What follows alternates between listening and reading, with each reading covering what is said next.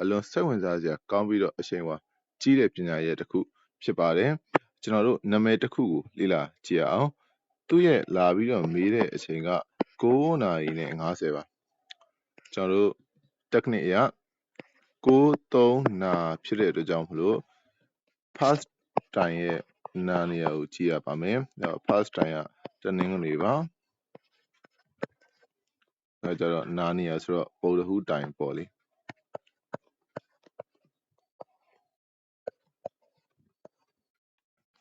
ဗုဒ္ဓဟူးတိုင်မှာကျွန်တော်နာမည်ကတနင်္ဂနွေအစ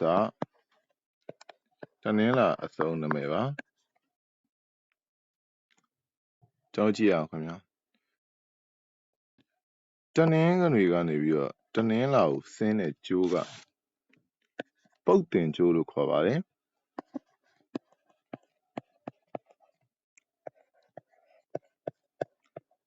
တနည်းအားဖြင့်စဖို့ပြင်ဖို့ကျိုးပြောင်းပြန်ဖြစ်နေတာပါ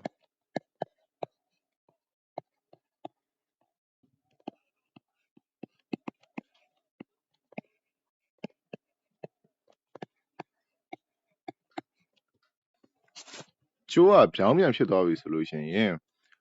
နံပါတ်1တစ်ချက်အလဲမှာကြံခဲ့တဲ့ကောင်ထိပါတယ်ပကိန်းနဂါဟောကမှာအပေါ်မှာ3လုံးရှိတယ်ပေါ့လေ3လုံးရှိရဆိုရင်2ခုဟောပြီးသွားပြီဆိုလို့ရှိရင်တေချာပေါက်ကြံတဲ့တစ်ခုကိုအရင်ဟောရပါတယ်တော့ဒါကြောင့်မလို့ကျွန်တော်1နဲ့2ဒီနာမည်ဝင်လာတာဖြစ်တဲ့အတွက်ကြောင့်မလို့ဒီ2ခုထိသွားတဲ့အတွက်ကြံခဲ့တဲ့ကောင်ဟောရပါမယ်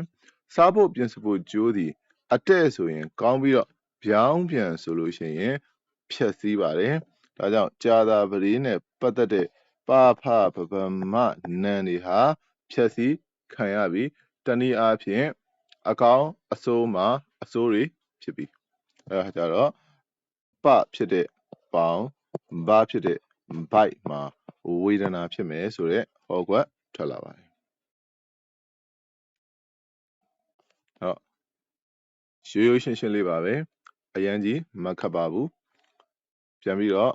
လေ့လာကြည့်ပါခင်ဗျာအဲ့တော့သူဟာအခု3ခွဆေးရုံကြီးမှာကျွန်တော်တို့ဆေးရုံတင်ထားရပါတယ်ဘာဖြစ်တာလဲဆိုလို့ရှိရင်ဘိုက်မှာရှောင်ပြီးတော့ဗောလေအထဲမှာဘာဖြစ်မှန်း